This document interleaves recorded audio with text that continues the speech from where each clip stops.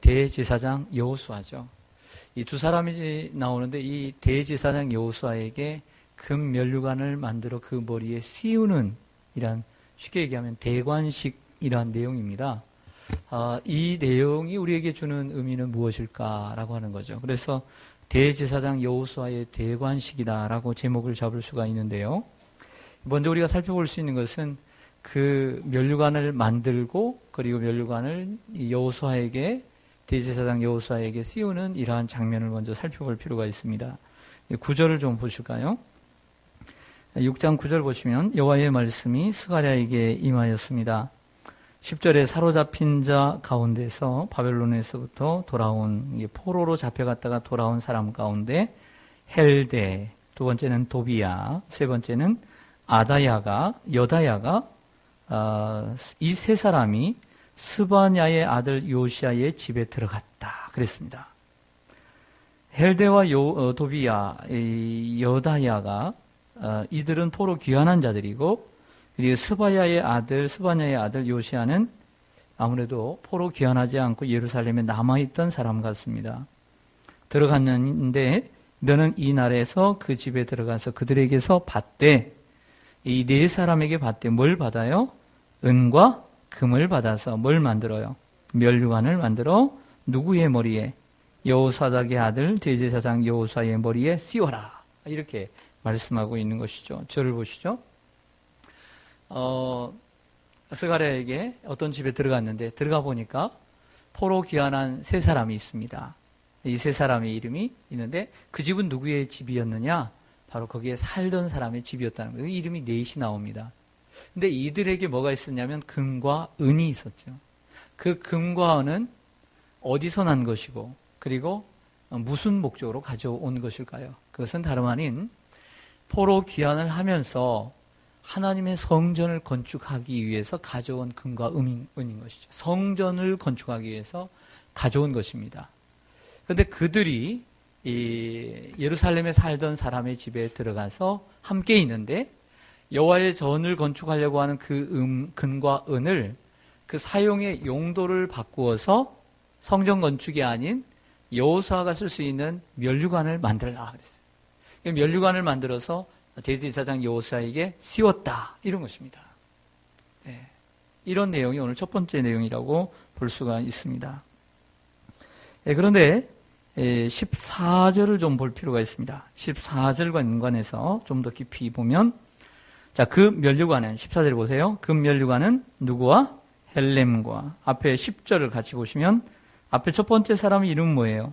헬데. 근데 여기는 헬렘. 비슷하긴 하죠? 두 번째는 뭐예요? 도비야. 이름 같아요, 틀려요? 같아요. 여기는 같네요. 세 번째 여다야는요? 여기는 같아요. 그런데 그 다음에 보면 스바냐의 아들, 앞에는 요시야라 했는데 여기는 누구라고 그랬어요? 헨 이렇게 얘기를 하죠. 예, 헨 미국 사람 이름 같아요. 별로 웃기진 않는구나. 예. 그런데 앞에 이름과 뒤에 이름은 이렇게 조금씩 다른데 첫 번째 사람과 마지막 사람의 이름이 다른데 그럼 다른 인물일까? 전혀 그렇지 않다는 거죠. 같은 사람이라고 보는 것이 맞습니다.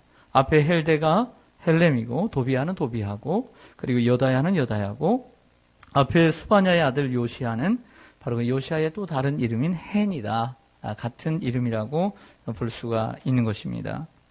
그런데 14절 하반절 보면 이 면류관을 여호수아에게 씌웠는데 계속 씌워지는 것이 아니라 그들을 기념하기 위하여 여호와의 전 안에 두라 그랬습니다. 여호수아에게 씌웠지만 씌우고 난 후에 어떤 일을 하고 난 후에 그 전 안에 면류관을 두라. 근데 두는 목적이 뭐예요? 누구를 위해서?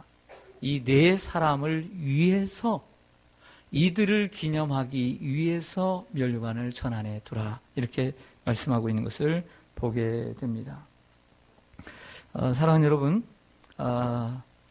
이것은 뭘 얘기할까요? 이것은 바로 하나님은 성도의 헌신을 기억하신다는 것입니다. 성도의 헌신을 하나님은 기억하세요. 어떻게 보면 이 네 사람, 포로 귀환한 이 세 사람은 포로 귀환한 사람들의 대표일 수 있고 아니면 개인적인 사람일 수도 있습니다. 그러나 분명한 것은 이들을 기념하기 위해서, 이들을 위해서 그들이 가져온 금과 은을, 멸관을 만들어서 전 안에 두었다라고 하는 거죠. 분명히 그렇게 기록하고 있는 것입니다. 이 말씀을 읽다가 이런 생각이 들었습니다. 마태복음 26장, 그리고 마가복음 16장, 요한복음 12장에 보면 복음서에서 3번이나 기록되어 있는 마리아라고 하는 여인의 사건이 기록됩니다. 예수님께서 십자가에 못 박히기 6월절 엿새 전에 베다니 나사로의 집에 들어가서 예수를 위해서 잔치를 할 때 그 동생인 마리아가 지극히 비싼 향유 한 옥합을 깨뜨려서, 깨뜨렸다는 것은 그를 깨뜨렸다는 것은 그릇을 깨뜨렸다는 얘기가 아닙니다. 깨뜨리면 그 기름에 유리 조각이 들어가서 어떻게 됩니까? 쪼개 있다는 것이 아니라 그것을 깨뜨렸다라고 하는 것은 그 안에 있는 것을 다 썼다, 사용했다라고 하는 것이죠. 예수님의 머리에 기름을 부어서 흘러내리게 하고 그 긴 여인의 머리털로 예수님의 발을 그 기름으로 닦게 되었습니다. 그러자 옆에 있던 제자들이 마리아의 헌신을 비아냥거리죠. 네가 있으면 얼마나 있다고 그렇게 허비하느냐? 시집갈 준비나 할 것이지 자기 코가 석자인데 지금 뭔 짓을 하고 있느냐? 이런 얘기를 한 것이죠. 이 거룩한 헌신을 낭비라고 비판을 했습니다. 그러자 예수님께서 이렇게 말씀하시죠. 어찌하여 이 여자를 괴롭게 하느냐? 그가 내게 좋은 일을 하였느니라. 가난한 자들은 너희와 항상 함께 있거니와 나는 그렇지 않다. 그러면서 이런 말씀을 마지막으로 하십니다. 내가 진실로 너희에게 이르노니 온 천하에 어디서든지 이 복음이 전파되는 곳에서는 이 여자가 행한 일도 말하여 그를 기억하리라. 할렐루야. 기억하리라는 것, 이 여인이 행한 것, 이것을 기억하게 될 것이다. 복음이 전파되는 곳에 이 기억한다라고 하는 것, remember라고 하는 말은 기념한다는 거예요. 기념하리라. 내가 그를 기념해 줄 것이다. 나를 위한 헌신을 내가 기억하고 기념해 줄 것이다. 하나님의 성전 건축을 위해서 포로 귀환한 이들이 그 포로 생활 가운데 얼마나 그 은을 얼마나 소중하게 여겼겠어요. 그리고 그것을 마련하기 위해서 얼마나 수고를 했겠어요. 포로들이 그거 하나 가지고 떵떵거리며 살 수 있는 그 환경 속에서 그들은 자기를 위해 쓰지 않고 하나님의 전을 회복하고 재건하기 위해, 하나님의 영광을 회복하기 위해 그 소중한 금과 은을 가져왔던 것이죠. 그러나 그 성전 건축보다 더 소중한데 그들의 금과 은은 사용되고 있는 것입니다. 면류관을 만들어 여호수아에게 씌웠을 뿐만 아니라 그것을 다시 벗어서 여호와의 전에 보관하는 기념품이 된 것이죠. 사랑하는 성도 여러분, 하나님께서 여러분들의 수고와 헌신을 기억하십니다. 우리가 그런 마음으로 사는 거죠. 우리가 그런 마음으로 헌신하는 거죠. 하나님이 나를 기억하실 것이다. 하나님이 나를 알아주실 것이다. 이런 믿음으로 주님을 바라보고 사역하는 줄로 믿습니다. 언제 한번 제가 보여드렸던 미국의 20세기 초반의 빌리 선데이라고 하는 아주 과격할 정도로 거침이 없었던 복음 전도자가 있었습니다. 그는 사역 초기에 이런 에피소드가 있었습니다. 그는 아주 말을 잘했을 뿐만 아니라 조금 야성적인 스타일의 전도자였습니다. 그가 아직 틀이 잡혀지기 전에, 경험이 많기 전에 그가 작은 교회의 부교육자 정도로 전도자로 쓰임을 받았습니다. 그때 담임 목사님이 설교를 시켰습니다. 그래서 자기에게 주어진 그 시간을, 또 하나님의 말씀을 전하는 시간을 참 열심히 준비를 해서 자기의 스타일대로 거침이 없이 침이 튀길 정도로 열심히 복음을 전파했습니다. 그 예배를 마치고 저희서 인사하는 것처럼 목사님 옆에서 인사를 합니다. 한참 인사를 하는데 교인들이 나가면서 어떤 교인이 와서 이렇게 인사를 합니다. 아, 목사님, 그런 열렬하고 뜨거운 설교는 처음입니다. 아, 이렇게 칭찬을 해주었습니다. 그런데 그 옆에 있던 아주 나이 많은 목사님 한 분이, 하면 담임 목사님이겠죠, 옆구리를 탁 치면서 기도해. 그랬더니 뭐라고 기도하지요? 이렇게 물었습니다. 그랬더니 목사님이 교만하지 말게 하소서. 이렇게 기도하라고 그랬어요. 그 다음에 계속 인사를 하는데 어떤 교인이 와서 이번에 이렇게 얘기합니다. 목사님, 무슨 설교를 그렇게 무례하게 하십니까? 시험 들겠어요? 라고 말했습니다. 마음이 상했습니다. 그때 다시 옆에 있던 목사님 옆구리를 탁 찌르면서 기도해. 뭐라고 기도할까요, 목사님? 그랬더니 낙심하지 말게 하소서. 이렇게 기도하라는 거예요. 여러분, 주의 일은 사람의 칭찬으로 하는 게 아니에요. 주의 일은 사람들이 지적한다고 해서 내가 낙심할 것이 아니에요. 사람이 뭐라 하면 어때요? 나는 주님 앞에 한 것인데. 마리아가 주님 앞에 한 것인데. 나는 주님 앞에 했는데 누가 뭐라고 했는데 그래서 그것을 낙심해서 나 이거 다시 이거 취소할 거예요. 취소할게요, 예수님. 그러면 주님이 기뻐하시겠습니까? 우린 주님 앞에 봉사하는 것입니다. 하나님 앞에 헌신하는 것입니다. 누가 칭찬을 해도 기도해야 합니다. 주님 교만하지 말게 해 주옵소서. 누가 뭐라고 하고 한마디 던지더라도 우리는 낙심하지 말아야 합니다. 누가 내가 주의 일을 하는 것을 꺾더라도 그건 낙심하지 말아야 합니다. 저도 주의 일을 힘써야 될 줄로 믿습니다. 여러분이라도 한 해 동안 살아오시면서 누가 이에게 칭찬드리는 일이 있습니까? 그것 가지고 너무 우쭐대지 마십시오. 그것 가지고 주의 일을 하는 것이 아닙니다. 누구에게 여러분들에게 말을 들었습니까? 그래서 마음이 너무 답답하고 그만둬버릴까? 이런 생각을 하셨습니까? 그런 마음도 버리십시오. 주님을 위해 헌신하십시오. 주님이 여러분들을 기억하실 것입니다. 주님의 일을 하는데 혹이라도 여러분 칭찬하는 건 좋아요. 격려하는 건 좋아요. 오늘 잠깐 차를 타고 갈 때 라디오를 들었는데 잠깐이었어요. 근데 어떤 목사님이 설교를 하시는데 이런 말씀하셨어요. 한 1분 들은 것 같아요. 아니면 그것만 들렸는지 모르지만 어떤 미국의 어떤 목사님이 40여 년 동안 목회를 하셨대요. 금빛공원 앞에를 딱 오는데 그거 제가 들었어요.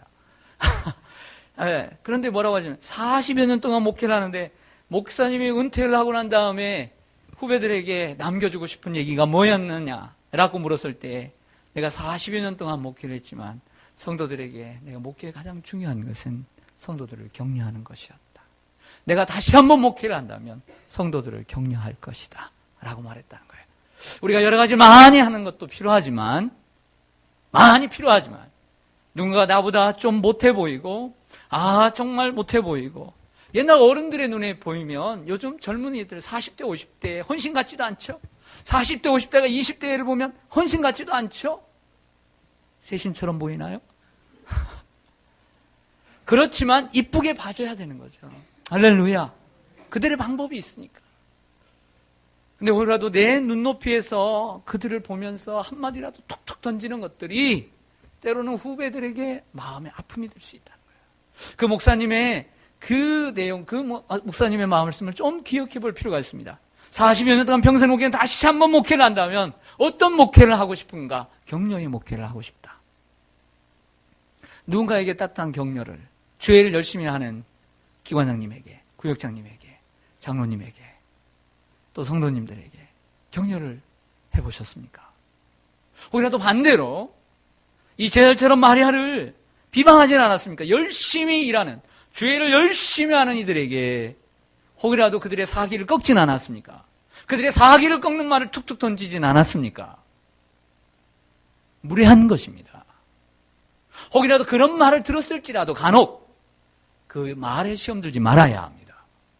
그냥 한 귀로 듣고 한 귀로 흐르면 됩니다. 나는 주의 일을 하리라. 나는 주의 길을 가리라. 나는 주님 앞에 서리라. 할렐루야. 기도해야 될 줄로 믿습니다. 기도해야 돼요. 영국의 어떤 농부가 소를 기르는데 교회를 열심히 다니는 가정이었어요. 근데 그 소가 새끼를 낳았는데 2마리를 낳았어요. 그래서 남편이 그 외양간에 가서 그걸 보고 너무너무 기뻐서 집안에서 부엌일을 하고 있는 아내에게 달려와서 이렇게 말했습니다. 할렐루야! 그러니까 웬일이냐고 그러니까 송아지가 2마리를 낳았다는 거예요. 그래서 이렇게 얘기했습니다. 여보, 송아지 새끼를 2마리나 낳았어. 그런데 하나는 주님의 것이고 하나는 우리 것이야. 하나는 주님께 드리자고. 이렇게 한 거예요. 할렐루야. 그랬더니 이 아내도 아멘 이렇게 아멘. 그런데 안타깝게도 얼마 있다가 이 둘 중에 한 마리 소가 비실비실 하더니 죽어버렸어요. 죽은 송아지를 보니 농부는 울상이 되어 방 안에 있는 자기 부인에게 이렇게 말했습니다. 여보, 큰일 났어, 큰일 났어. 왜 그래요? 그러니까 주님의 송아지가 죽었어. 아니, 송아지는 한 마리 죽었는데 그게 주님의 송아지가 죽었다는 거예요. 내 송아지가 죽은 것이 아니라 주님의 송아지가 들여 죽었다는 거예요.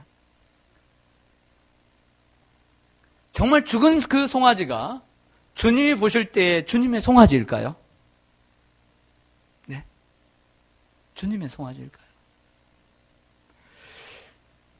헌신이란 이처럼 어려운 것입니다. 헌신이란 그렇게 쉬운 게 아니에요. 나도 열심히 하려고 하는데 옆에서 낙심하게 할 수 있고 힘든 일이에요. 네. 헌신이란. 사람 바라보지도 말고 주님 바라보며 사시기를 소망합니다. 왜? 주님이 기억해 주시니까. 또 그 기억해 주심에 우리는 족하니까. 할렐루야. 네. 누가 바라봐 주지 않아도, 누가 칭찬해 주지 않아도 피어있는 길가의 한 그루의 꽃처럼, 나무처럼 주님께서 나를 심어주셨고, 그리고 주님이 나를 위해서 여기에서 내가 할 일을 나는 하고 있다. 그 누군가에게 지나가는 이에게 참 예쁜 꽃이 피었구나. 이 말 한마디 듣고 사람들에게 생기를 줄 수 있다면 그 꽃의 역할은 다 하는 것 아니겠어요?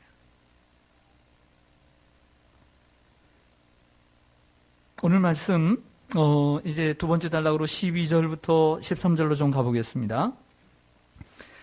말하여 이르기를 만군의 여호와께서 이같이 말씀하시되 보라 싹이라 이름하는 사람이 그 이름이 뭐예요? 싹. 그전에는 순이라 그랬습니다. 싹이라 이름하는 사람이 자기 곳에서 돋아나서 여호와의 전을 뭐하리라? 건축하리라. 여러분들 이때의 수룹바벨 성전은 누가 건축한 거예요? 수룹바벨이 건축한 거거든요. 근데 수룹바벨이라고 볼 수도 있지만 하나의 상징을 보여주고 있습니다. 13절에 보면 그가 그 싹이라고 이름하는 그가 여호와의 전을 뭐하고 건축하고 또 뭣도 없고 영광도 없고 또 그 자리에 앉아서 다스리고 또 제사장이 자기 자리에 있고 또 그 둘 사이에 어떤 은혼이 있으리라. 평화의 은혼이 있으리라. 아멘. 할렐루야. 예. 제가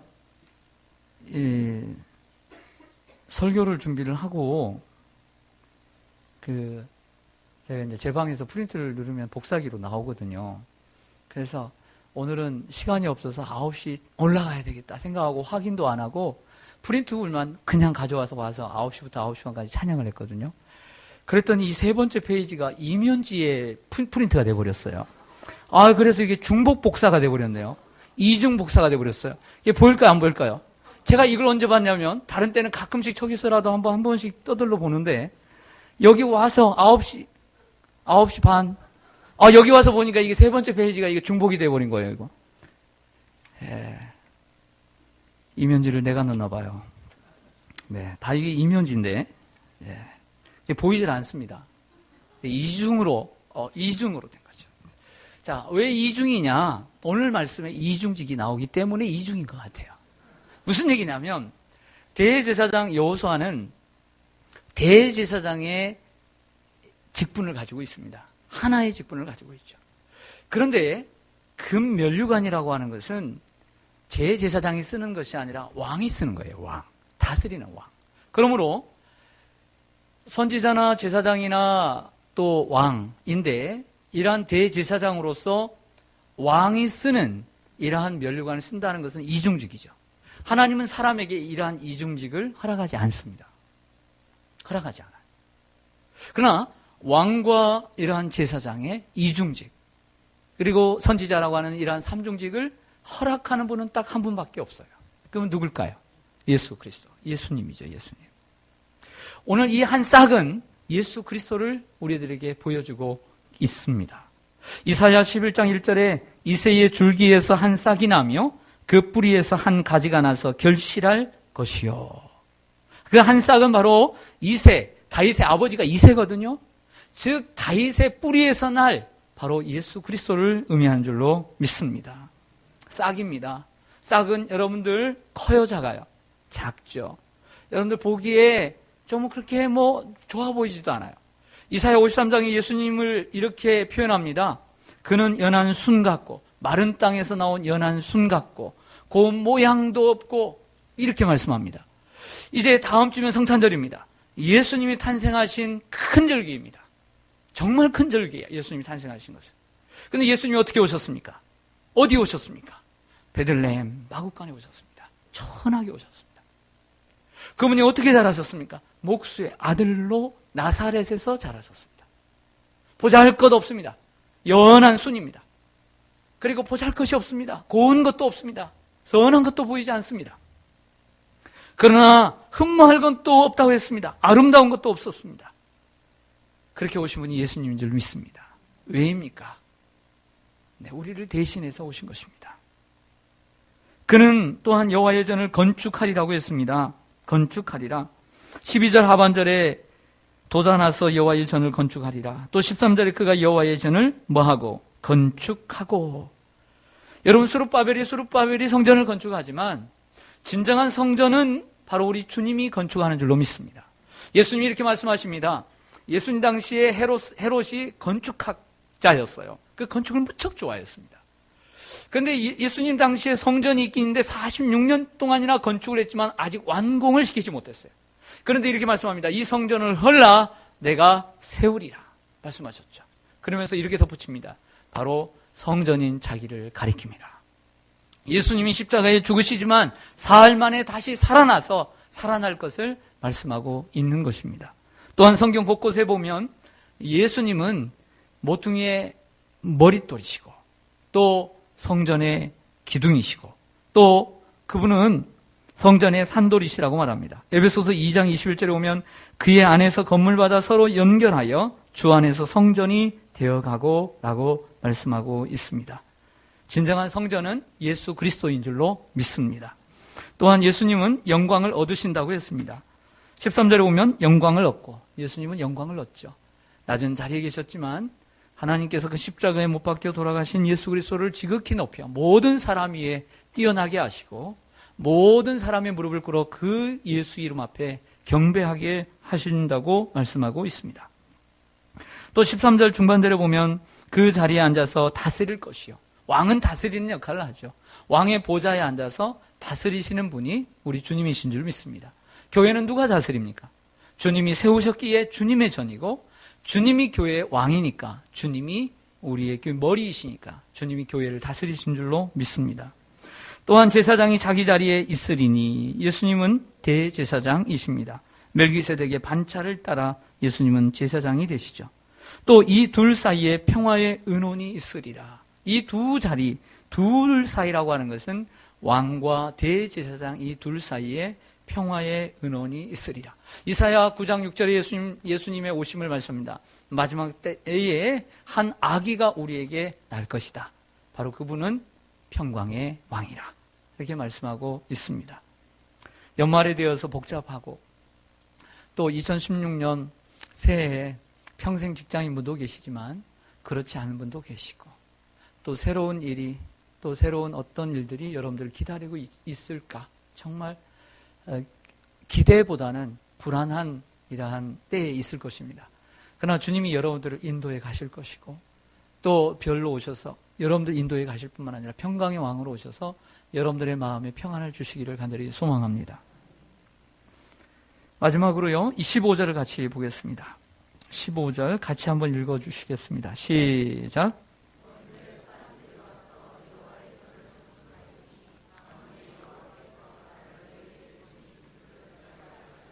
너희가 만일 너희의 하나님 여호와의 말씀을 들을진대 이같이 되리라. 아멘. 15절 초반절에 보면 어떤 사람들이 와서 여호와의 전을 건축합니까? 먼데 사람들이 와서 여호와의 전을 건축하리라. 이건 상징을 계속 얘기합니다. 이 말은 수룹바벨 성전을 멀리 있는 사람들이 와서 건축한다는 뜻이 아닙니다. 수룹바벨 성전은 학개와 스가라의 이러한 격려와 하나님 메시지를 통해서 그들이 건축을 해요. 근데 먼데 사람들이 와서 건축할 것이다라고 하는 것은 즉 이방인들을 가리키는 거죠. 먼데 온 사람들, 먼데 온 사람, 이방인들. 즉 하나님의 저는 유대인들뿐만 아니라 이방인들, 즉 하나님을 모르고 하나님을 멀리하고 하나님을 부인하고 경외하지 않고 의지하지 않고 주님의 이름을 의탁하지 않는 사람들이 주님께 돌아와서 여호와의 전을 세우게 될 것이다. 즉 주님을 섬기게 될 것이다 라고 하는 거죠. 교회의 역할을 얘기하는 것입니다. 교회는 뭐 하는 곳입니까? 교회는 우리만 믿는 곳이 아니라 주님을 알지 못하는 먼데 사람들이 주님께 나와서 예수 그리스도를 구주로 영접하고 하나님을 의지하고 경배하고 함께 주님을 섬기면서 살아가는 곳입니다. 이처럼 교회는 영혼 구원을 위하는 이러한 장소인 줄로 믿습니다. 이 일을 위해서 하나님의 전은 건축되어져야 되고 하나님의 전은 바로 이러한 이방 사람들을 구원하기 위해서 존재하는 줄로 믿습니다. 말씀을 정리하겠습니다. 주의 전을 향한 성도의 헌신을 하나님은 기억하신다 라고 하는 것입니다. 두 번째는 교회의 주인은 예수님이시고 그리고 예수님의 영광을 받으십니다. 세 번째, 교회는 이방인을 구원하기 위한 그리고 이방인을 구원하기 위해 존재하는 구원의 방주인 줄로 믿습니다. 네, 기도하겠습니다.